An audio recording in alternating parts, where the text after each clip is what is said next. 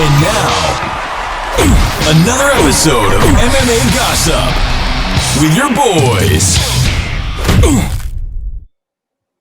Boom. We're live, baby. MMA Gossip, episode number 32. Matt is awake. We're all awake. We're feeling good. You know the usual. Like, comment, and subscribe. I say it every single time.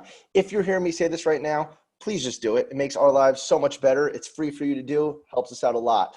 Anyways, we'll be reviewing UFC Vegas 10, Waterson and Hill. I know the boys are split on that one. We'll be looking forward to Woodley and Covington. That fight should have happened 3 years ago, but I'm still friggin' pumped that it's happening now. And then we'll do what the MMA Gossip Boys do and just gossip a little bit about what's going on in the MMA world. Michael Chandler, Conor McGregor, Nick Diaz, Bellator, UFC, whole fucking nine. With that being said, Mike, I pointed this way. I don't know where the fuck you are on my screen. Exactly where I am. Great job. Let's get it. All right, so we're gonna go run real quick through last week's card, and then we're talk a little bit about what we have to say. So Sabina Mazo beats Justine Kish, Brian Barberina beats Anthony Ivy, Jalen Turner destroys Brock Weaver, Alexander Romanov destroys Roque Martinez, Kevin Kroom with the upset over Roosevelt Roberts in like the first 30 seconds. That was wild.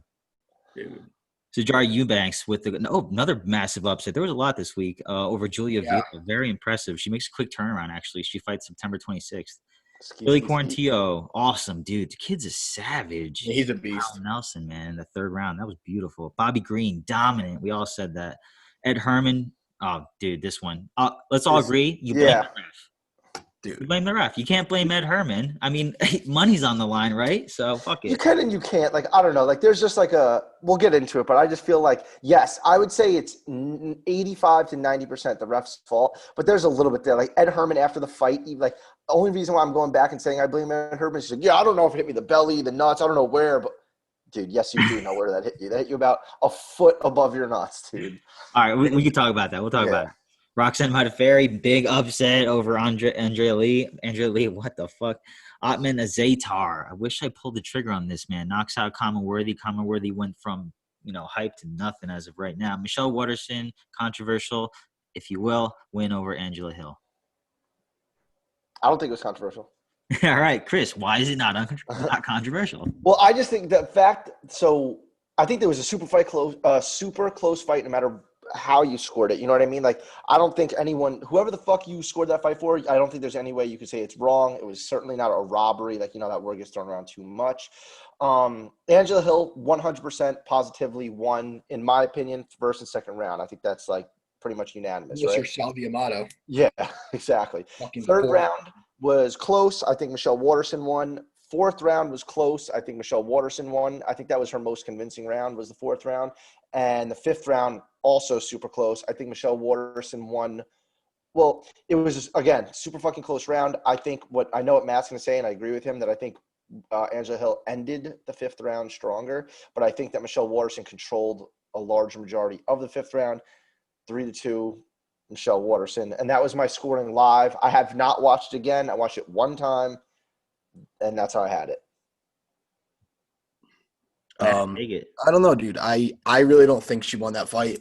I remember right before Hill went on her little burst at the end of the fifth round, they brought up their significant strikes and they were fucking going crazy about how it was 18-18. And from that point on, Hill controlled the fight. She hurt her. She was the one throwing all the volume. She was the one backing her down. And to me, I thought she put a punctuation on a round that was dead even. You see all the time rounds are that close. It's just whoever finishes stronger gets the nod. And I don't think it's a question that she finished stronger. But I honestly, I don't like to say, I'm not going to call it a robbery. I just really disagree with it. I thought it was clear 2-1-1-2. I have a bigger problem with Sal Diamato again, dude. Like, I don't care what you think about that fight. Rounds 1 and 2 were the most decisive rounds. You can't even discuss it. What are you doing scoring that fight 4-1? Like, I know it didn't change the overall outcome, but dude, come on. Like, I got so mad, dude. I fucking wrote Dana a message on Twitter picture, his Instagram picture of like Waterson holding her hand up. I was like, yo, I know this isn't your fault and it's the commission that picks the judges, but like, Yamato's a problem. I mean, they don't respond. No, which I was kind of shocked about because he probably agrees with me. He's responded to you before. Trust me, I know that all too well. That is unquestionable. Sorry, Mike. I know you're about to go off, but that was the one thing. Like 4-1 is like pretty insane. Yeah. So Michelle Waterson definitely had took more damage, but I think she won the match and the scoring system the way it is. I think Michelle Waterson won. But Mike, sorry, go.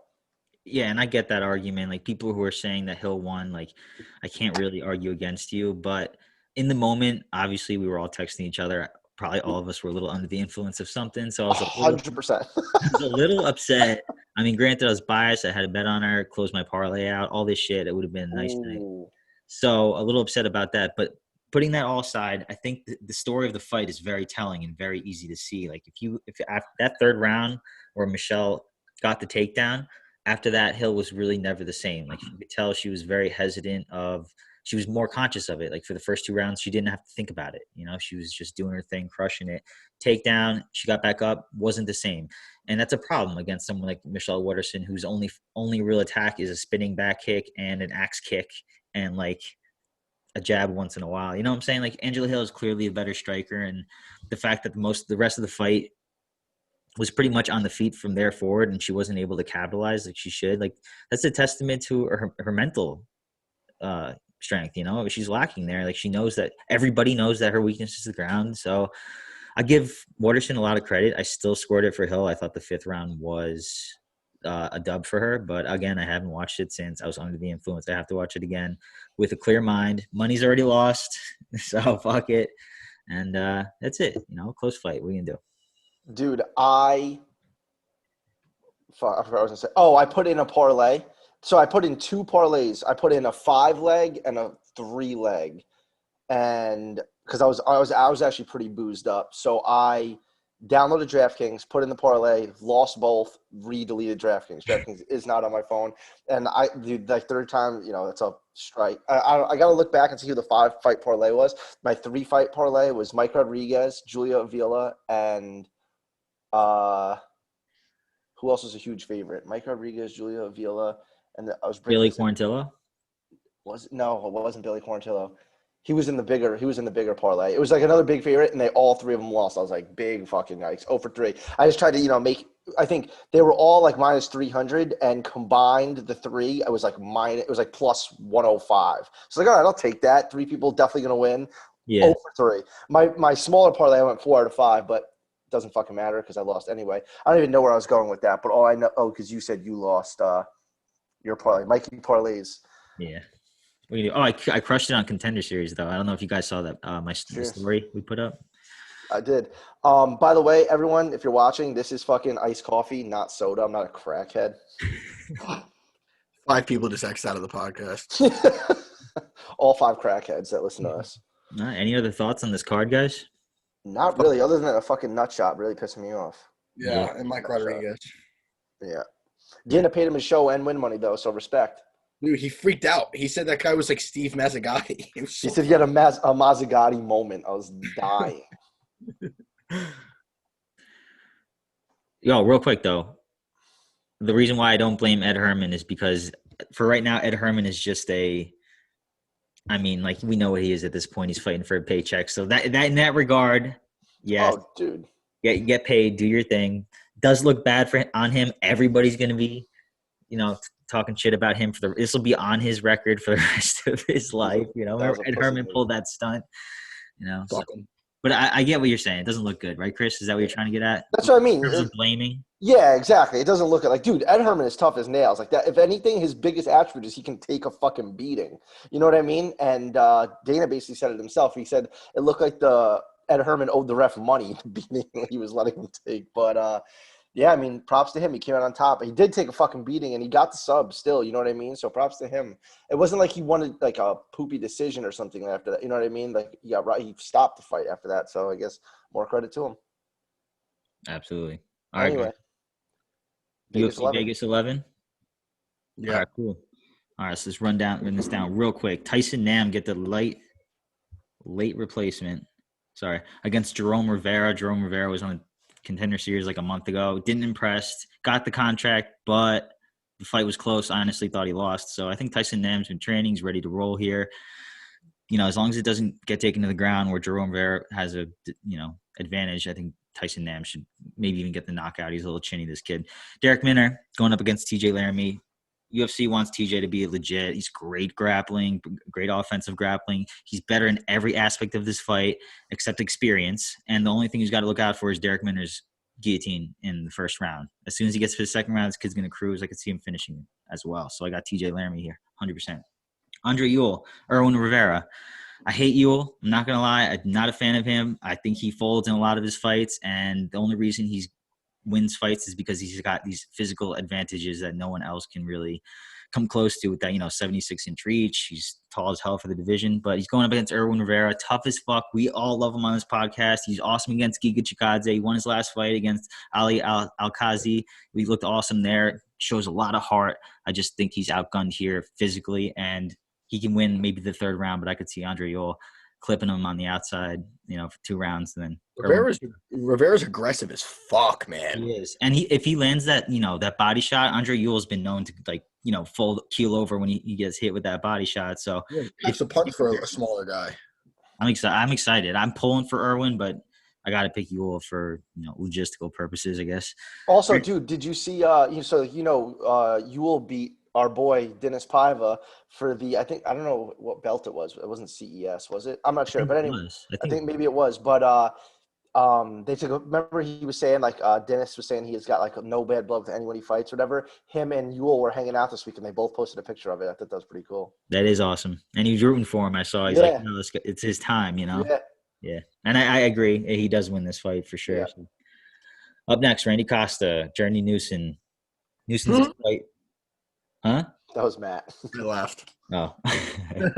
Randy Costa had a rough outing in his first fight against Brandon. I think it was Brandon Davis. But, he's one of those fighters. He's 25 years old. He's training at a good camp. Every time you see him in the octagon, he's going to get a lot better. I don't really understand why he's the underdog here. I know Journey Newsom has a little more experience. But, he got destroyed by that Brazilian guy. I forget his name right now. But I don't know. I'm going to roll with Randy Costa here as the dog.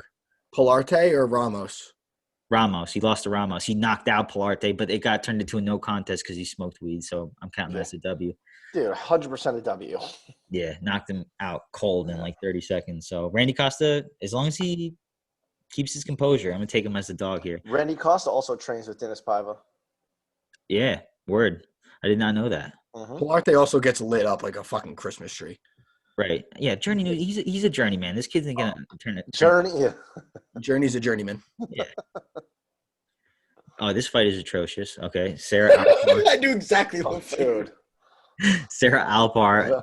If you don't know her, that's because you're not supposed to know her. Going up against Jessica Rose Clark, 9-6. Beer run fight. Yeah, beer run fight. Underwhelming fighters on both sides. I'm gonna pick Sarah Alpar as a plus 165 dog because if Jessica Rose Clark is at minus 200 and she's just like, bleh, I'm gonna go with this young girl who's gonna be a lot bigger because Clark's going up a weight class and this girl's a thick girl. If you saw her in the Contender Series, so I'll go with Alpar plus 165. I'll roll the dice there. Jordan Espinoza. I'm actually pumped about this fight. David Dvorak.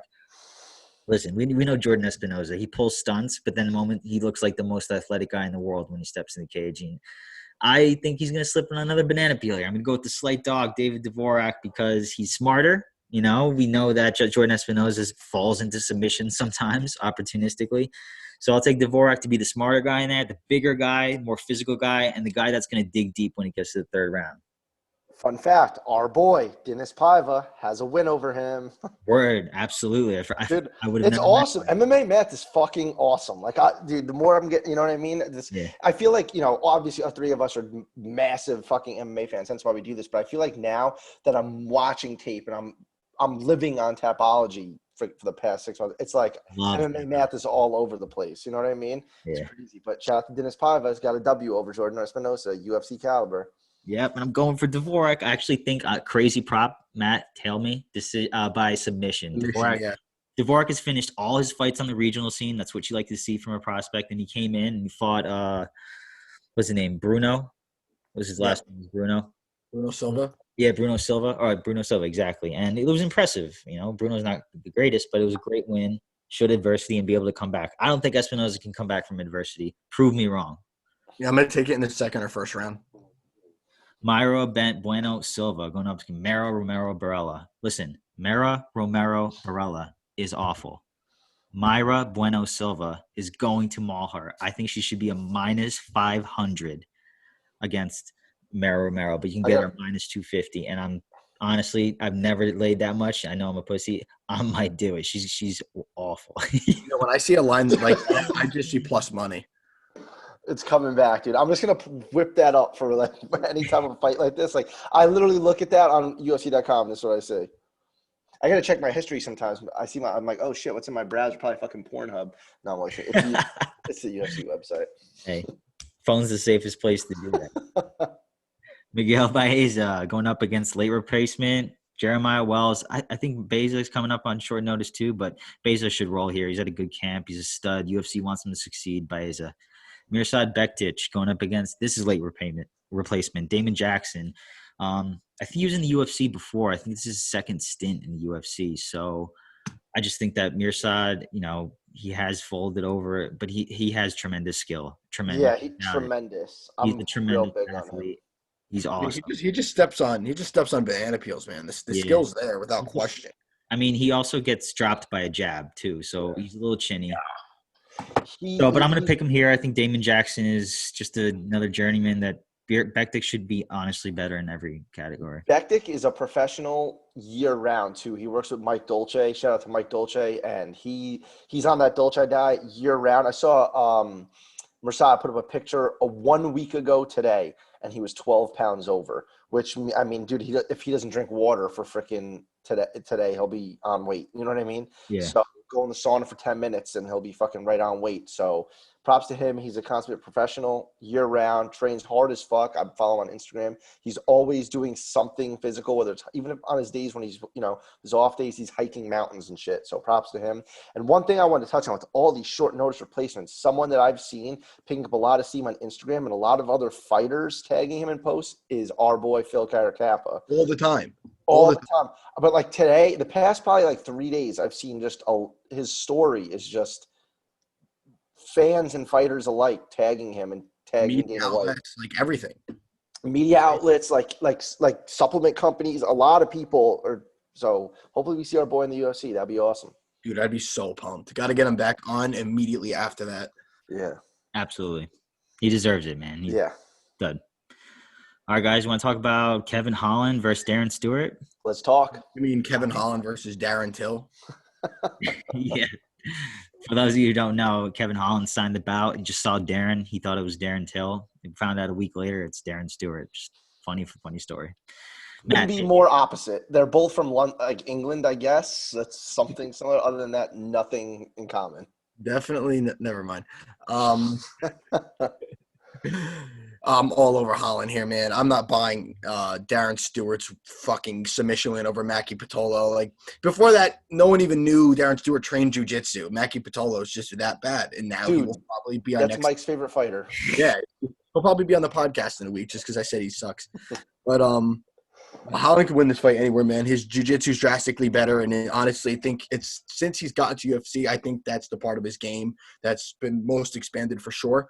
Don't get me wrong, Darren Stewart is always one punch away, but I'm not like Mike's been saying lately. I'm not putting any stock in that. Holland's bigger, he's better everywhere. I think he either knocks him out or drops him and subs him. He's gonna style on him, especially if he thought he was facing Darren Till. Like, there's levels to this game, and Darren Stewart ain't it, Chris? Yeah, I agree. I think that this is a step down in competition for Kevin Holland here. I think that he should cruise in this fight, win pretty easily. I don't even know if he doesn't need to drop him. I think he could take him down and sub it and choke his ass out. Although he does like to Kevin Holland likes to toy with his opponents a little bit. He doesn't go right for the sub, but I think he can get the sub here relatively fucking easily. Darren Stewart usually fights to the level of his competition, so maybe, but I can't trust him to do that against Kevin Holland. Kevin Holland on his Instagram just got his black belt in jiu-jitsu, and his jiu-jitsu's been on point already. So, yeah, I just see Kevin Holland dragging this out a little bit and then maybe getting the finish in the end of the second, early third round. Yeah, I'm on Holland as well. I just think if you check out his statistics in terms of punches landed versus punches absorbed, like, he is really good at not getting hit. and his performance, like the kid he fought last, like the kid's good, and I know it was a late notice replacement, but the kid's good, and he was able to avoid all those bombs and land his own crisp, straight punch. So that was beautiful. I think he's the real deal. Stewart, obviously I'm also biased, don't really like him. So Kevin Holland all the way. Let's go. That knockout was crazy. Crazy. Also come on the podcast. Yeah. I don't know. I feel like he might have outgrown us right now. He's a star. If he wins this fight, he's going to be even bigger star too. They all come crawling back. Yeah. I thought I had him with the shoe comments and stuff, dude. He was liking it and responding to the story, but tell him I'll suck him. Okay. Hey, some people like that shit. Yeah, whatever he likes. Mackenzie Milk Derns going up against Randa Marcos, my mom. I wish she should change her nickname to Milks with an S. Imagine Buffer saying that out loud. Mackenzie Milks Dern. I would buy her walkout gear. Just 'cause. You'd have some interesting T-shirts and stuff. I'm sure the UFC marketing department could be pretty creative. When Venom takes over, ooh, there we go. Mackenzie Milks Dern. That being said, milky. I'm taking Dern here, man. I think Randa Marco, even though she has shown better jits lately, if she can't keep this fight on the feet, in my opinion, she's in Dern's world. She's going to get the sub, and Dern usually gets the fight where she wants it. Obviously, Randa Marcos does have the experience factor, but I don't know. Dern had a lot of hype coming into the UFC, and Marcos is what she is at this point. I mean, I know that Ribas beat up on Dern, but her striking compared to Marcos' striking, it's night and day. The only reason she won that fight was because she was just that much of a better striker, and I don't think 10-8 Randa Marcos is, and she's definitely not going to keep the fight on the feet enough to collect the win. So I'm taking Dern by either first or second round sub, I believe. I got to look again, but Chris, go ahead. I was just looking this up because I wanted to see this because I remember, but I didn't know the exact number. Mackenzie Dern was minus 250 over Amanda Ribas. Wow. That was your hype, I think, on the Mackenzie Dern side. So Mackenzie Dern, and this is the other thing, so I want to pull this up. Her wins are Hannah Cyphers, okay, Amanda Cooper, okay, Ashley Yoder, okay, Kayleen Medeiros, and I mean, then if you want to go all the way back in 2016, her best win is Montana De La Rosa. I think that Randa Marcos, aka Mike's mom, with the fire red hair does your mom really have fire red hair? No. Dude, to this day, I was like, wait, because I've seen your pictures of your mom on Instagram. I was like, I don't think she has fire red hair, but hey. Anyways, if she was, I'd want her phone number. Brenda Marcos just fights much better competition. Like I should have pulled up her record here, but I know that she's just had, she's a 10-9 record, 500 fighter against significantly better competition. She is pretty good wrestling, which I mean, she probably shouldn't use against Mackenzie Dern because I think Mackenzie Dern would welcome the fight on the floor. Mackenzie Dern's striking is like ass. Like I'm going to go out as far to say it's like horrible. Like it's not just bad. Like she looks for a big shot to try to, I guess, drop you and then get the choke. Do you hear that? I heard something. What was that? I don't know. That scared the shit out of me. My dog jumped. But anyway, her striking is bad. So if Randa Marcos is very inconsistent and not trustworthy, so I don't trust her to keep this fight on the feet. Maybe keep it at distance. I'm like literally looking up because I'm envisioning this in my head. I just don't see her being able to do that. But if she can, I think that would be fantastic because I think Mackenzie Dern's striking is bad enough for Randa Marcos to be like at least 2 levels above standing. And she's been, like Matt said, her jiu-jitsu's been like somewhat reliable lately. So I like to see her use that. And I think if it goes to a decision, MMA, women's MMA, it could go either way. So I would ride with, I'm not betting this fight at all. I think Mackenzie Dern is not trustworthy at all. The line is getting a little low where I'd bet Mackenzie Dern, but I would take Randa Marcos in this fight at plus money. Bro. You're the man. Everything you just said is everything I was going to say. Like her wrestling, this can be a huge factor. Dern's offensive wrestling is trash. She doesn't get people to the ground. The fight eventually gets there. Like if you remember when she was watching Cyphers, she didn't get the takedown. She just got the submission, So, and Ronda Marcos, speaking of inconsistency, I would say she might be a little more consistent than you think. Ready? Loss, win, loss, win, loss, win, loss, win, loss, win, draw, win, loss. She's due for a win. That's wild. That's crazy, So if patterns stay patterns, she's due for a win. I just think, if it gets to the ground, I think it might be over pretty quickly. But the feet, there's no question. Ronda's got a little bit better, and if it goes to the decision, I think I would ride with Ronda in terms of who would be winning the round. So I think it's close. I think it might be a dumpster fire. I could see Ronda pulling some stunt and just landing on the ground from throwing a kick and falling over or something like that, and Dern just takes advantage of it. So no, it's to stay away. But if I have to make a pick, I think I'm going with Ronda right now. I reserve my right to change it though. Yeah, same. And just real quick before we keep going, Justine Kish, Jessica Penne, Aisling Daly, Karolina Kovalevich, Courtney Casey, Carla Esparza, Alexa Grasso, Juliana Lima, Nina Ansaroff, Marina Rodriguez, Angela Hill, Claudia Gadelia, Ashley Yoder, and Amanda Ribas. I don't think that Mackenzie Dern walks away from that with one loss. You know what I mean? Right. So exactly. We'll see. We'll see. All right, up next, Johnny Walker going against Ryan Spann. Walker with a very slight, favorite, 137 to Spann's plus 110. Matt, how the fuck is this fight ending? So I'm actually going Spann here. I don't blame you, dude. Go ahead. I don't think Johnny Walker's anything special, man. Don't get me wrong. He's an athletic fucking freak, but that can only get you so far when you're facing guys that, and to Ryan Spann's credit, where he excels is where Walker's been losing. He's, 11 of his, what's it called? Sorry. 1 second. I want to make sure I got this right. 11 of his 18 wins have been by submission. He's going to be more wrestle heavy in there. And even if it does stay on the feet a little bit, he does fucking crack. And I just trust him to be more well-rounded and have better cardio in there as opposed to Johnny Walker. Walker relies heavily on just being very explosive and a lot more athletic than everybody else. And I also think the line on this fight is a little telling. I think it's a little bait. Walker's obviously the bigger name. The UFC hyped him up. They tried hyping him up, and then he folded like a fucking chair. Like, a line this low, I feel like Ryan Spann just isn't more of a house. He definitely isn't more of a household name. And that it's classic in this situation because the people are like, oh, wow, why is Johnny Walker basically even? Hammer it. And I'm just like, if you know the sport, Ryan Spann, I don't think he's lost. He's won, where it is. Yeah, he won 8 straight fights. And granted, he's not facing the best guys. He's 4-0 under the UFC banner. He hasn't lost a fight in over 3 years.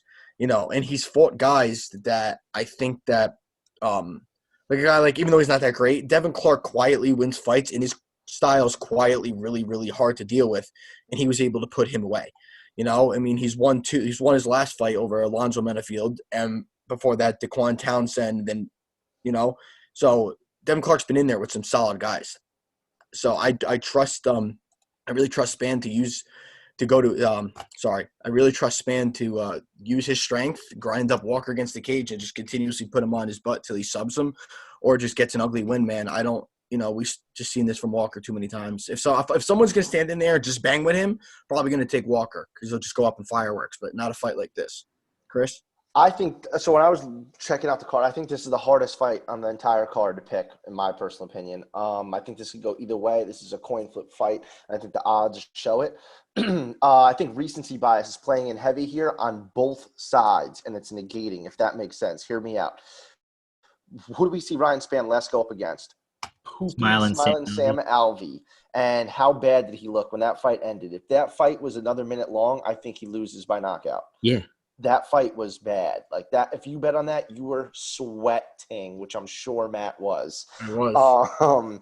He just did not look good in that performance. And Sam Alvey's a middleweight turned light heavyweight. Johnny Walker's a big fucking boy fighting at heavyweight when he in smaller promotions. Johnny Walker's a big dude, very powerful. Obviously on a 2-fight skid, the UFC was hyping him up, and he had a big fall from grace.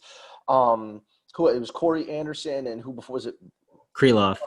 Nikita Krylov, he lost by a decision to, and he gassed out in that fight. Ryan Spann's offensive wrestling isn't the best, where I don't think he could take Johnny Walker down and grind him there. Johnny Walker looks like he's been open. Like, he's lost 4 fights in his career, and they're all or 4 fights by knockout, and they've been the big right hands. And what does fucking Ryan Spann have? A big right hand. So that kind of that feels threatening here. Johnny Walker does have big power. I feel like if I'm looking through this from the UFC's point of view, like what Matt said, the tricky line, I think that they might be trying to promote Spann here. He's undefeated in the promotion. And if he could beat someone like Johnny Walker, even though he's been on that 2-fight skid, people just recognize the name, the face, the dancing, the whole nine. And Ryan Spann could come in here and get a sneaky win. I know that Johnny Walker started training at TriStar and has recently even moved to SBG and training with the likes of John Cavanaugh, who I think is going to be in his corner. What happened, Mike? That's just a strange move to me. It is a strange move. I saw your reaction. I think that's a strange move as well, but who knows? Maybe he'll bust out some new tricks. I thought that was a strange move as well. Pretty sick. But what did you say? It's pretty sick, though. I kind of like it. It's different. It is different. I don't know. I'm like trying to sway myself one way. My immediate thought right off the bat was Johnny Walker, just because he does have some highlight reel knockouts. He does have some big power, and Spann it does not impress me. And I keep wanting to fade him. I don't know if this is the time to do it, but I guess I will. And I'm just going to ride with Johnny Walker. And if Johnny Walker goes on the 3-fight skid here, it's just been straight steps down. Corey Anderson to Nikita Krylov to now Ryan Spann. That would be a pretty decent fall from grace, but we'll see. I'll ride with him on this one. Yeah, I agree. When I first thought about this fight, I was like, oh, Walker. Yeah, I think Walker's going to win. But the more I look at it, is like when I watched the Krylov fight, I was like, damn, he is lost on the ground. He really is like a lost puppy on the ground, man. If Spann managed to get it there, like his grappling is just a lot better than Walker's. And but the problem is that explosivity, that size, that athleticism, that power that he holds, man, that first round, Spann can get knocked out easy. So, but if the fight goes on, they both gas, but I guess I'll give Spann a little bit of the edge there. I just think Spann has more ways to win, and he's a dog. So if you give me a 50-50 fight, I'll take plus odds. I'll take Spann. I feel that, dude. Plus, he sneakily has 11 wins by sub. Yeah, man. He's way more established on the ground. Dude, light years. Light years. So I'll take that. I'll take like maybe Johnny Walker. He makes it out of the first round with Johnny Walker. Second round, Johnny's tired, gets a takedown, and shortly done thereafter. If anything, bet on the fight doesn't go the distance. Because honestly, I want to see that. I want to see Ryan Spann prove me wrong here. Like, I want Ryan Spann to win this fight, and I think then he would get like a little bit of a step up in competition coming off this, be ranked pretty high. That'd be nice for him. Yeah. And Johnny Walker would get a legitimate tomato can to knock him out. Dude, I think he might be a little chinny too. So we'll see if Spann. He's not. Yeah. He's not chinny. Yeah, dude. I mean, we've seen him get cracked. So we'll see. We'll see. Kazmat Chimaev minus 400 was a bigger favorite over GM3 Gerald Meerschaert. What do you think, Matt? Yeah, this ain't it for Kazmat's fucking train stopper, man. It's definitely not it. Shoot, he's going to win this fight however he wants. So, dude, he's literally going to do whatever he wants. The only way Meerschaert has the only chance he has to win this fight is if he pulls off an early quick sub, and that's Chimaev's fucking world. It's not happening, dude. Like, whew. UFC knows what they want with this kid. That's for sure. That's a good point. Know what they want. They want a ridiculous finish, and I think that's what you're going to get. I mean, he really could finish this fight how he wants. Like, he could continuously dump him on his ass, and he's going to be stronger than him and bigger than him in there. He could ragdoll him. He could beat him up on the feet. He just got knocked out by Heinisch recently. He's going to pick and choose his spots, and it's going to be an entertaining bout, but very one-sided, which I think is just, measurement to how much damage Meerschaert could take. Chris? I agree with everything you said except one thing. I don't think he's going to be bigger. He could be stronger, but he's not bigger. That's what I meant, stronger. Yeah, when they faced off, Meerschaert did look a little bit bigger. I mean, Khamzat's going between welterweight and middleweight, where obviously Meerschaert's been a staple at middleweight. Didn't even move up to 205 at one point, I felt like. But I'm pretty sure he did. Anyways, Yeah, the UFC, like, I want to fade Hamzat. I'm not buying into this hype train. Like, he's fought fucking no one. You know what I mean? Legit no one. Like, what he's doing is fucking awesome. I love it. You know me. I always root for the promotion, just MMA in general. The better the UFC does, the better MMA does. I know a lot of fucking, liberal fucking haters and media and everyone on Twitter and Instagram is like, oh, the UFC fight. Like, if I say, oh, I love the UFC, they're like, what about fighter pay? Dude, shut the fuck up. The UFC is awesome. You know what I mean? I hope the UFC succeeds. I love rooting for the UFC. I don't give a fuck what they say. I love rooting for the UFC. When the UFC does good, like I said, MMA as a whole does good. Hamzat's great for MMA, right? His name's out there. He's already got another fight book 2 weeks after this. I think that's pushy, but the UFC knows what the fuck they're doing. It's almost like how Vince McMahon from WWE says he thought the UFC never be successful because you can't pick the winner. This is one of those times the UFC is picking the fucking winner. This fight is tailor-made for Hamzat to win. He's a big favorite. He's going to win. I am going to fade the train, like pull match strategy and just bet against John Jones until he loses. I'm going to bet against Hamzat until he loses. This fight is not going to be one of those times where I bet against Hamzat. I think GM3 is coming back too soon after his loss to Heinisch, and his durability is just gone. Like, he's a win one, lose one type of guy now, and the UFC knows what they're getting into with Hamzat here. He's going to take him down. Maybe not get the sub, but I think it's going to be like a ground and pound against the cage type finish, second round or something like that. But I do want to see Hamzat. Like, I think this is this is obviously his stiffest test. And I want to see his cardio. I want to see him in the third round if he could hold up. Because GM3's got cardio, so we'll see. Yeah, Hamzat's going to win. I think that the fact that he got bet down from like a minus 550 he might have opened up at to minus 400, I think he's now like a good parlay piece for those of you that want to do that. I think I'm going to put him in one or two of mine. So I think he rolls here. GM3 is not the one that's going to beat him. It's a tailor-made matchup for Chimaev. Preliminary, what do you guys think about him versus Maia now, since the fight's booked for 2 weeks from now? I think Maia's gas tank is shit. I think he beats him too. I think Maia's done. I think Chimaev is just going to handily beat him too. I think the UFC knows what they're doing. Honestly, I kind of like GM3 more than I like fucking Maia at this point. Not because like skill-wise, but Maia's gas tank is shot with a capital S. Donald Cerrone. Sponsors. Real quick thank you to our sponsors. We have none. Help us out. Throw us a bone. We've had some decent interviews on here. What's going on? We'll take $1 million per. P.S. Like, comment, and subscribe on this video. So that we get some sponsors. Cowboys a little bit of an underdog, plus 130 to Nico Price. Matt, how does this fight end, and who knocks out who? You guys are going to hate me. No, you've been saying it the whole time. Dude, do not get me wrong. Cowboy is better legitimately every aspect of this game. He's better at everything. I just don't trust Nico. I don't trust him, though, against a guy like Nico Price. He's so fucking violent, and he refuses to go backwards. And the downfall of Cowboy's whole career has been him fighting off of his back foot. If you get him on his back foot, you pretty much win the fight. And I do not trust him in a war anymore. Granted, Nico Price gets knocked the fuck out too. Yeah. Like, knocked out viciously. But I think Cowboys going to have to catch him early if that was to happen. Nico's probably going to be bigger in there, I'm assuming. Nico's fucking dude. Yeah, he's a big boy. I think it's a tough night for Cowboy. I think the right guy's favored too, without a question. Like, don't get me wrong, Nico Price is nothing to write home about. He's entertaining, if anything. But Cowboy coming off of 4 straight knockout losses, I don't think that Nico Price is the solution to his losing streak. Not a guy like this, man. Chris?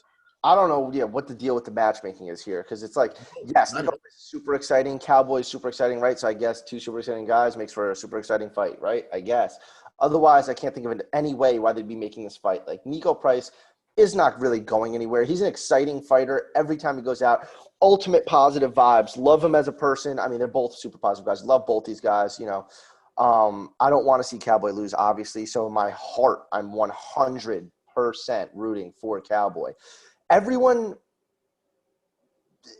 promotes, I guess is the word, Nico Price's chin. Dude, he's gotten brutally knocked out 3 of his last 5 fights. Like, bad losses. Who was it? It was Vicente Luque. Goff Neal? Jeff Neal and Al Hassan Yeah. knocked him out badly, like bad finishes. But Dropped his draw, no? yeah, with that being said, though, those dudes are those are welterweights. Those are big fucking boys. Those are big welterweights. Cowboy is really an overblown multi-fighter who's having fun at the tail end of his career, you know? And I just feel like this fight could go one of two ways. I could see Cowboy picking Nico apart. His, like Matt said, his striking is significantly better. His jiu-jitsu, wrestling, everything is significantly better. I just feel like Nico Price is a big fucking task for a Cowboy at this stage of his career. And the more I look at the fight, the more I think the line is right. And I think that Nico Price will win the fight, although I'll be rooting my ass off for Cowboy. And I do see a few routes to victory for Cowboy. Fucking Nico Price is super flat-footed. I can see him getting drilled with a head kick. But I just think that Cowboy, even though his grappling's better, Nico Price is just much bigger and it's going to wear on him. And he's been eating, you know, Jeff Neal and Al Hassan and Vicente Luque and all these guys' punches. And I don't think Cowboy has as much pop as any of those guys. So I don't see him putting him out unless it's a head kick. So I think Nico Price should be favored here. I just don't want to see Cowboy trying to get knocked out for the 5th time in a row. Actually, it wouldn't be the 5th time in a row. I thought he won his last fight against Anthony Pettis, but that's another story for another day. Yep. Yeah, I got to go with Price here too. I think the size is the biggest thing. Like, I think it's the only thing. yeah, yeah, you're right. You can make that argument. I agree. Donald Cerrone's better everywhere. I just think that like he's facing Nico, who does hit hard as fuck, and Donald Cerrone doesn't have that much head movement. Notoriously, throughout his whole career, he's just kind of very stiff in his stand-up. Granted, it's very good. His counters are great. His kicks are great, crisp all around. But, you know, that lack of head movement and, you know, being pushed back on his back foot. Like, there's so much footage of Donald Cerrone that, you know, coaches and managers have a field day figuring out a game plan to beat him, you know. So I think it's Nico Price's fight to lose. The line is appropriate. But, hey, Donald Cerrone, let's go, baby. Get that head kick knockout. Let's go. Colby Covington. Fight 3 years in the making. If this fight was booked 3 years ago, the line would be flipped. Minus 360 for Colby. Matt, how does Colby win? Does Colby win inside the distance? And you notice how I'm saying Colby because Tyron is going to lose? Go ahead. Yeah, dude, there's no way he loses. Dude, we've seen this movie before. Actually, we've seen it twice. He's going to dump him on his ass. He's going to keep him there. I don't think he'll finish him, but all of a sudden, Tyron Woodley forgot how to wrestle, and against a guy like Colby, who is unlimited gas tank, unlimited, could fight for 10 fucking rounds. Recipe for disaster. You know, he would have to catch him early. If Colby's cocky, he wants to stand and bang Woodley for a little bit. But even if, dude, Woodley's been so gun shy, like he inspires no confidence in me at this point in his career. I think after this, he's got to be done. Unless the UFC just wants to give him a couple fun fights, like guys that will actually stand and throw with him, but whatever. Colby here, I don't know. He's either going to go to decision. I think he grounds and pounds. I don't think he wins by sub. But, man, I think Dana White really hates that Woodley doesn't like Trump, man. He just does this guy no favors. Ever since he lost the belt and he's been clamoring for like a title shot, saying how like he's treated unfair as a champion. He's been like, okay, the belt's gone. Fuck you. You don't call the shots anymore. Have fun, Tyron. You're going to face the best wrestlers I have to offer, even though, you know, you're supposed to be able to wrestle. But yeah, Colby Covington again. Trump 2020. Chris, go ahead. I just feel like we've seen this story before. I even picked Tyron Woodley over Gilbert Burns. I said if he lost, I would never pick Tyron Woodley again. And Tyron Woodley has lost 10 rounds in a row. And out of those 10, like 3 of them have been 10-8s. So I have no confidence in Tyron Woodley anymore. They always when a fighter, you know, is done, they always say like, his inability to pull the trigger is the first thing. Tyron Woodley's been saying for the past 3 fights that this is going to be when he pulls the trigger. He didn't even pull the trigger against Wonder Boy. You know what I mean? And it's just like he retained the belt. He didn't like really keep the, you know what I mean? Put a stamp on it. So anyway, I just think that the line to me is very wide. Like I don't think it should be that wide. Like 2.5 to 1 totally. Do I think Colby's going to win? Absolutely. Would I lay that wood on it? Absolutely not. I do think that the cardio aspect is where this line is coming from because Colby has that fucking bedroom cardio and Woodley's cardio is good enough to survive 5 rounds. He's got that big muscular body, and Joe Rogan's been saying it for the past 10 fucking years. Tyron Woodley is not a 5-round fighter, and Colby Covington is made to go 5 rounds. I think he's going to put it on him and just keep that pressure on. I think you're going to see Woodley against the cage a lot. And I think that Colby's punches are just going to accumulate. Like he's got the record for significant strikes in a fight against Robbie Lawler, and I think that he could do the same thing to Tyron Woodley here. I don't see it going really any other way. He could take him down not at will because they have such good cardio, such good wrestling, and I just see Colby putting them on him, man. Just keeping the fight super fucking close, stick to him like glue, push Woodley against the cage. It's almost a guarantee Woodley's back's going to be against the cage, and if so, there's Colby Covington can do no wrong at that point. I just don't want to see Colby get over cocky and try to put on a show and get caught, because Woodley does have that power. Like no matter what, your inability to throw goes, and your chin might go. Not that I'm saying Tyron Woodley's chin is not gone by any means, but that power sticks around with you, and Tyron Woodley certain has fucking power, but. Other than like a knockout, if Woodley decides to throw his hands, that is the only route to victory I see. There's no way. Literally, I'll say this right now. Let lightning hit me now if he wins a decision. Like if Tyron Woodley won a decision, let me be struck by lightning. Yeah, absolutely. That's the only way he wins. Like, listen, you get 50-40 forward in your last 2 fights. You just lost the last 50 minutes of fight time, and his average throw per minute was half of a punch. That's crazy. That's a problem. His own coach, Dean Thomas, said it. He goes, I don't think he has it anymore. He doesn't have it anymore. He's 38. It's fine. You lose it. Whatever. It's not a big deal. But his ego has always been his worst enemy. He wants all these crazy fights. He wants to fight Conor McGregor. He wants to fight Nick Diaz. Whatever he's calling out for while he was champ, he didn't get it. He got stuck with Usman, lost. He's not making that money anymore. He spent it like an asshole. His ego just destroyed him. And here he is trying to, resurrect salvage whatever's left of his career. And he's going up against the worst match-made opponent possible for him. This is disaster written all over it for him. And I don't care. I give a shit what he believes in it, whether he's coming into this fight with politics or not. He's going to lose.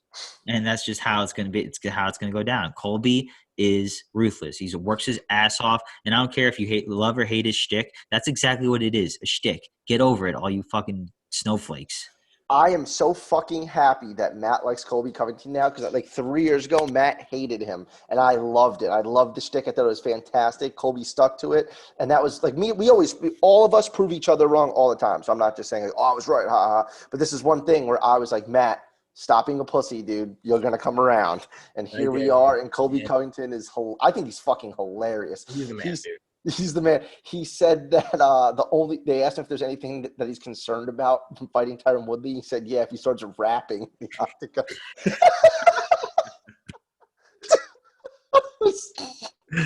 Amazing. And they asked about the whole race thing, and he said the only race here is the race to get Tyron Woodley out of the UFC. Bro, yeah, he's got to have these cocked and ready to go. Yeah, he does. He does. Yes. He goes, all right, if they say the word race, I'll say this sentence. It's great. Oh, man, dude. All right, unanimous, baby. That's it. That caps it off. UFC Vegas 11. We'll put our picks up on Saturday. Also, one thing that I didn't even realize until you said how low Woodley's output is.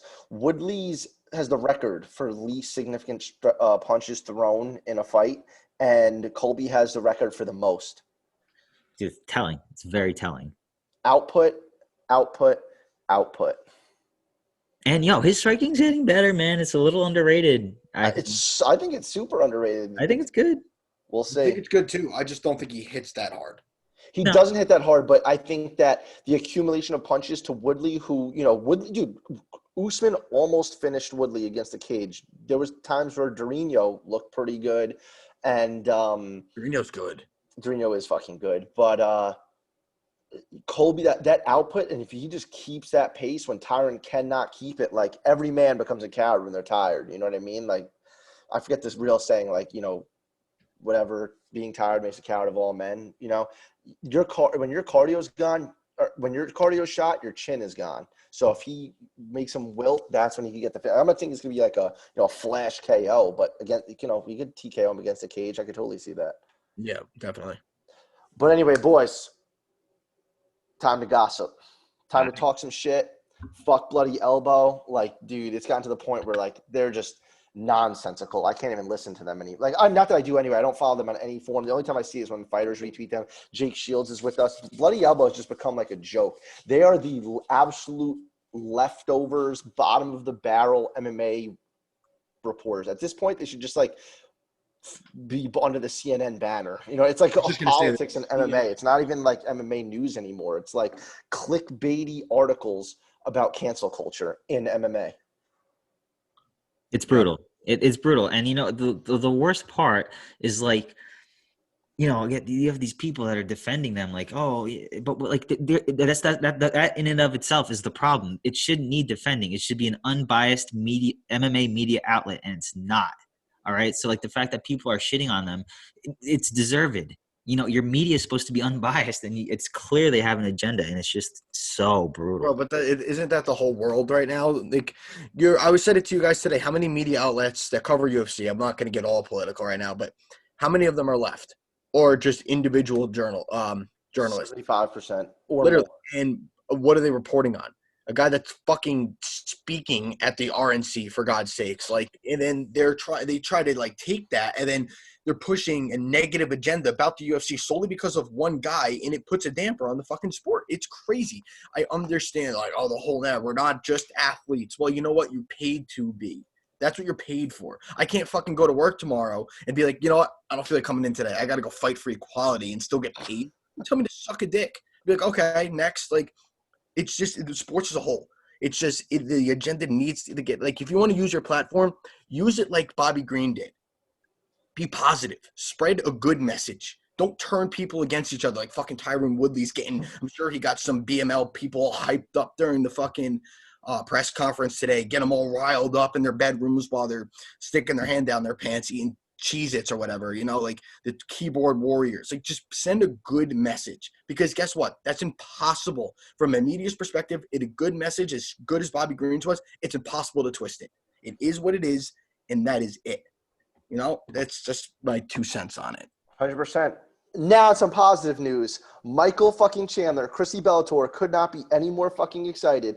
Michael Chandler is in the UFC. It's official. He is serving as the backup fighter, which I think this is crazy, even for Chrissy Bellator. This is a little much.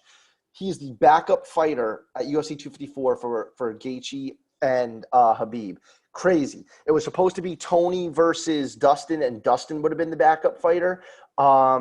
That couldn't come through. Dustin wanted a little bit more money. Tony said, pay fucking Dustin and let's fight.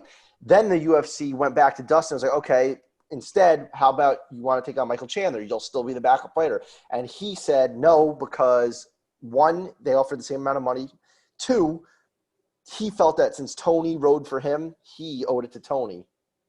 Thoughts? I feel that. That's awesome. I think that's awesome too. But it is crazy that Chandler is the backup. If I was like another worthy contender, who's up there? Real quick, who should be next for? I'll pull up the actual rankings right now, but I think Dana White's just giving him multiple outcomes where Conor McGregor could come back and fight for a belt. Not actually, but if Gaethje or Chandler win. Michael Chandler's actually a horrible – him and McGregor are horrible matchups for each other, because Michael Chandler, his chin has been touched, so McGregor can touch that chin, but his wrestling and his cardio is fucking banger. But no one wants to see anyone get wrestled. Honestly, I'm looking at the rankings right now. I really don't see anybody outside of Dustin. Gaethje, Hooker. No, honestly, and in my opinion – so Drew Dober and fucking Chandler, awesome fight. Cowboy at this stage, I think that Chandler has it. Gregor, I think. Dober has, what's his name coming up? Dariush. No, I know. I'm just saying in general. Dober Dariush, that's the bout. Yeah. I thought something happened. So. Dariush is out. He was supposed to fight Oliveira. No, I thought Oliveira was out. You're right. Oliveira is out. He's right. No, I'm sorry. Dober's fading Diego Ferreira. I got them confused. There it is. Diego Ferreira, but you are right in saying that it wasn't Dariush that pulled out. It was Oliveira that pulled Oliveira's right fucking there. He's ranked 6th, and dude, good for him. He's stood the test of time. Like I remember him fighting Frankie Edgar, God knows when, and almost subbing Frankie Edgar in the second round. Frankie Edgar may or may not have been saved by the bell. Anyway, Islam Makhachev, that would be a great fight because Chandler's stand-up is obviously better, exchange cardio, and he has that wrestling, so maybe he can keep the fight on the feet. Neil Dariush, I think Chandler would win that fight. Kevin Lee, I think Chandler would win that fight. Alec Quinta, that would be an awesome fight. Diego Ferreira is ranked fucking 8th. What the fuck? Where have I been? Paul Felder and Michael Chandler would be so awesome. Yeah, that'd be I sick. would literally put both of their dicks in my mouth for them to accept that fight. Charles Oliveira, good fight. Dan Hooker, awesome fight. I honestly, hear me out real quick. I want Dan Hooker and Ferguson. I think that would be a good fight. And I just didn't want Dustin and Ferguson is like, I don't want either guy to lose, but if it's Ferguson versus Hooker, I could root my ass off for Ferguson. Yep, I agree.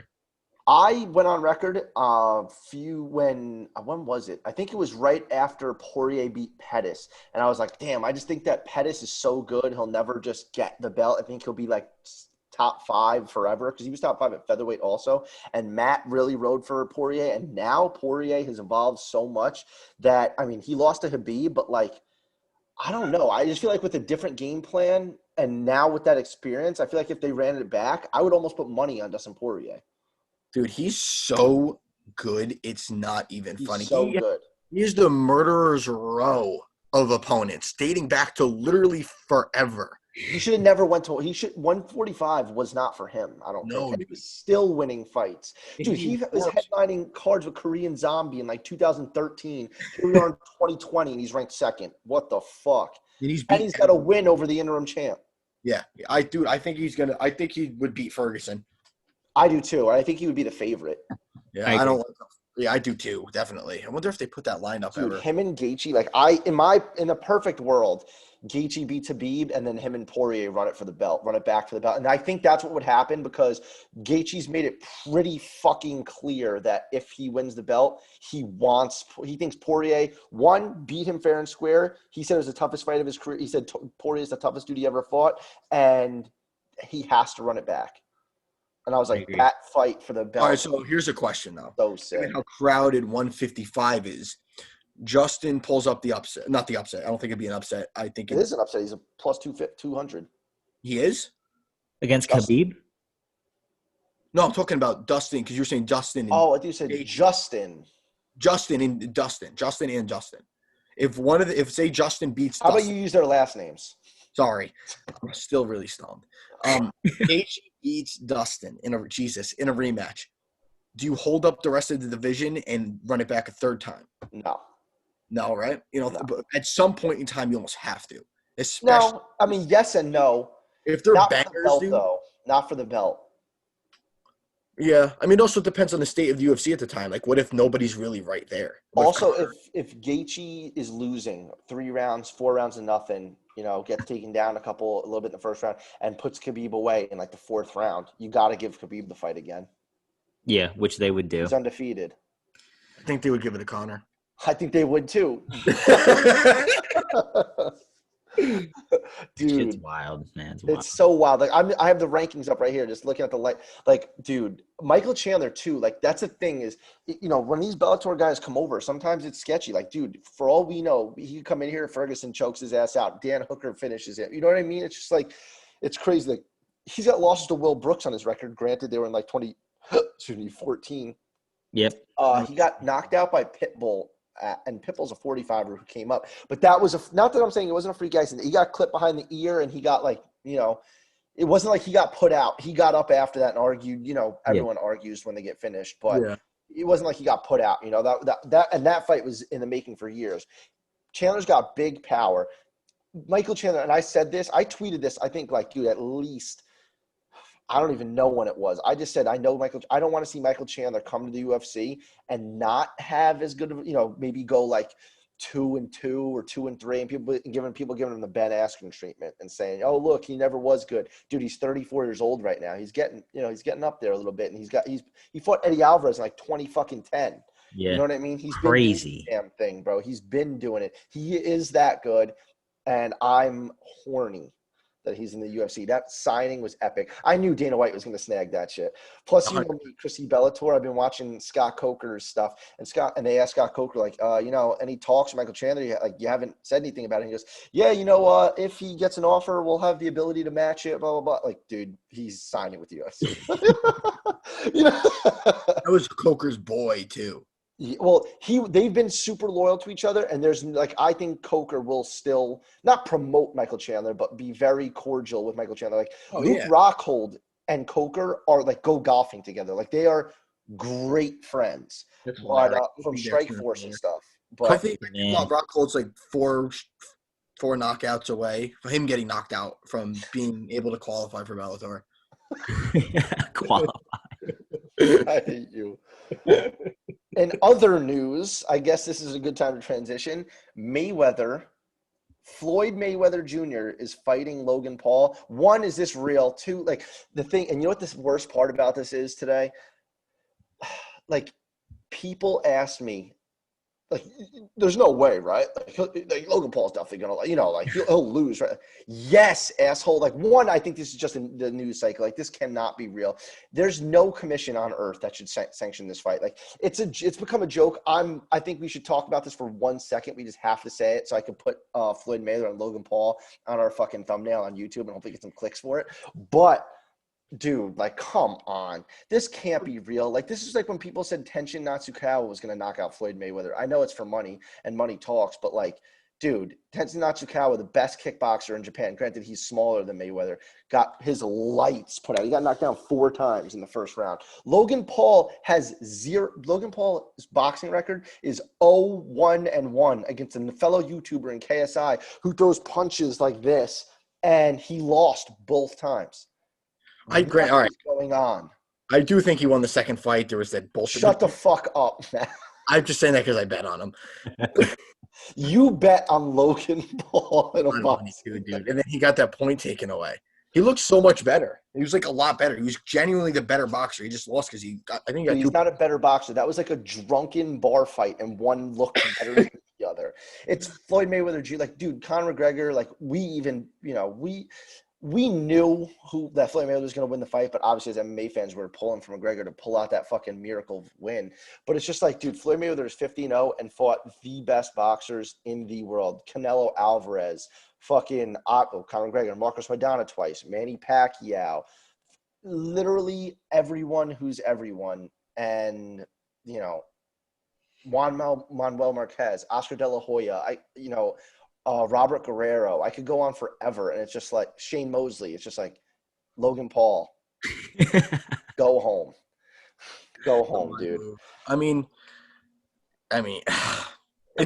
think he won the second fight. No, it's almost as bad as them wanting to book Canelo and fucking Khabib. Almost. You see, Dana White laughed at that. That was never real. That was a joke. That. No. It was just what DAZN was. It was what DAZN was saying. And Dana was like, "Huh." DAZN literally did that for headlines because their business is failing. I still pay for it like a fucking asshole. Same. Yeah, but I'm gonna get rid of it though after Bellator leaves and they're on CBS. 100%. I'm gonna keep it just for boxing. Fuck them. I can live without watching Anthony Joshua suck. I've been watching so much boxing lately, dude. Really? If it's on, bro. If I see it's on, I put it on. It's a combat sport. I love boxing. I literally love watching boxing. But anyway, not too much else. UFC 253, I haven't heard shit about. I don't know what. Dana White said today, we're going to Fight Island. Yeah, no fucking kidding. Everyone in the world knew. I've been hearing nothing about it. I'm a diehard, us three are diehard fucking MMA fans. There's no way if I texted my friend group chat right now and said, who's fighting next week? No one knows.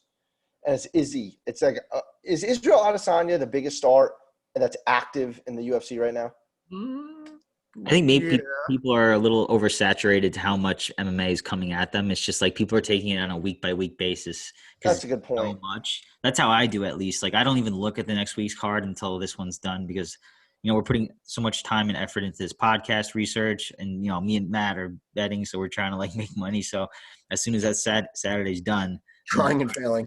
What's next? And then, honestly, I go right to Tuesday Night Contender Series. Matt goes trying and failing. No, but like, dude, okay, I totally hear you, Mike. Like, you know, when we're going in 1 week and like, okay, this week is fucking Overeem and Sakai. Okay, I get it. Next week, I didn't, you know, maybe my friends don't know that Michelle Waterson's fighting Angela Hill. But like, dude, Dana White saying this is gonna be the fight of the year. And it's Israel Adesanya. He's like, right? He is the biggest star in the UFC currently, I guess, you know, globally, I guess, right? And nothing. No, I haven't seen it. Well, I mean, granted, you know, can't go out that much, whatever, because it's bullshit quarantine. But no posters, no billboards. Like, you know, I haven't really seen anything. No marketing, really. I bet it's going to ramp up this week, I'm sure. But even this week, I haven't seen too much hype. And this card's fucking awesome. This is the best card this week that I've seen in a few I months. think it's just oversaturated, but fuck it, man. I'll never stop watching it. Of course. What were you going to say, Mike? No such thing as oversaturation. But I was gonna ask, why do you think Colby and Tyron weren't at the press conference together? What was up with that? I don't know. I think that Dana just tried to avoid confrontation. Like, not that we're going to throw punches and stuff, but like, it could have gotten I think it could have been a bad look for the UFC if Woodley went out there with his fucking, you know, Black Lives Matter shirt, and then you have the other one in his MAGA hat 5 feet away, just spewing shit. Like, yeah, in a green suit. Like, it would have just been like, you know, like that's literally what the United States looks like, and they would have been sitting 6 feet apart from each other. I think it would have just been. I think they might have crossed some lines. You know what I mean? I agree, because the reason why I ask is because there's some people on Twitter saying, "Oh, it's because maybe Colby got coronavirus from the RNC or whatever bullshit that." Because of the left-wing MMA media, that's why they're saying that. Exactly. Okay. Why? Because they didn't wear masks. Yeah. People that like fucking loser Casey Layden is saying, "Oh, I'm astonished that in this day and age people don't wear masks." I am astonished with what's going on in the world that you're still wearing a mask. Dude, did you see? This is fucking crazy. I'm not going. So the CDC, you know, all this fires out in California, right? It's taking over the fucking world out there. Because of global warming, not because all the fucking Mexico. So they slipped. 2 days ago, the CDC came out. Of course, this was quieted. They said that people that are wearing masks to prevent themselves from inhaling the smoke, it does not work because the particles go through the mask. And then a bunch of scientists came out and said, whoa, time the fuck out. Then why are we wearing them for COVID? If you're not getting smoke. Virus molecules are smaller. Exactly. Like 10 times smaller. It's not even fucking close. And they're I've been saying this forever. The mask I wear is my fishing buff when I go to the Bahamas, you know, so you don't get fucking sunburn, and it has SPF. When I run that under the sink, water goes through it. You think that fucking a virus isn't going through it when water is running through it? Like, come on. Control, dude. People this day aren't wearing a mask. All right, and the biggest thing about the RNC with the masks and how they said, like, because of Colby and whatever.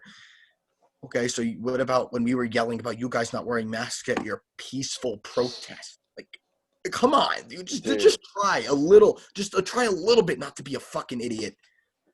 Not to get political here, but I love when Biden walks out from backstage and he has his mask on, right? And he like shuffles up to the microphone and he just takes it off. Like, so he didn't get the virus for those 8 feet. You know what I mean? Like, dude, get the fuck out of here. And you have about like, you literally hear just like, because there's like 7 people clapping. It sounds like he's fucking, you know, putting on a presentation in his high school class. Anyway, what else is going on in the fucking MMA world? I wrote some stuff down right here. This is everything that I got that's going on in the MMA world. Conor McGregor, you know, left-wing media wants to say he's a rapist, this, that, the other thing. He did put up some weird posts about mental health stuff, and like that's nothing to fuck around with. But I think he's like the most mentally strong person in the world. I think it's all overblown. The end. Fake news, elbow. Nick Diaz back in training. You know I'm the biggest Nick Diaz stan. I've been forever. Nick or Nate, you said. I'm sorry. Nick. Yeah, Nick. I don't want to see him come back. I literally am a simp, a stan, whatever the fuck you want to call me, for Nick Diaz, and I literally don't like. I'm obviously gonna fucking watch the shit out of it, but I do not want him to come back. Dude, leave it. Like, the thing is that there's still an itch for him to come back in 2020. Shows he has a great legacy. Keep it that way, bro. Mayweather, Logan Paul, UFC 253, Michael Chandler. Thiago Santos is out of his bout with Glover Teixeira. That's kind of a bummer. That was going to be a good-ass fight. I can't believe they said that Glover in that case was 1 win away from the belt. It's like, what year are we in? He was. He's winning. He is. Crazy. It's crazy. Crazy times, crazy sport. Best sport in the world. That's all I got, boys. Got his chin knocked back into him somehow. All right, guys. Crazy times. Let's get together. We're gonna put a little bit of a ban on Bloody Elbow. We get mad signatures in our community, and we're gonna send it out to Donald Trump, and he's gonna stamp that shit. Boom. Also, real quick before we go, how about Colby and Ali Abdelaziz arm around each other taking a picture? That's weird. Meanwhile, like a year ago, they're throwing punches at each other on a buffet. You see what Trump does? He just brings people together. He could bring a terrorist and a purely white male together, and everything's fine. And an immigrant in Henry Cejudo. Yep, literally. Dude, people are bashing him like, you sell out. People were literally like, dude, I used to be a Cejudo and a Gaethje fan. Like, I'll never root for them again. It's like crazy.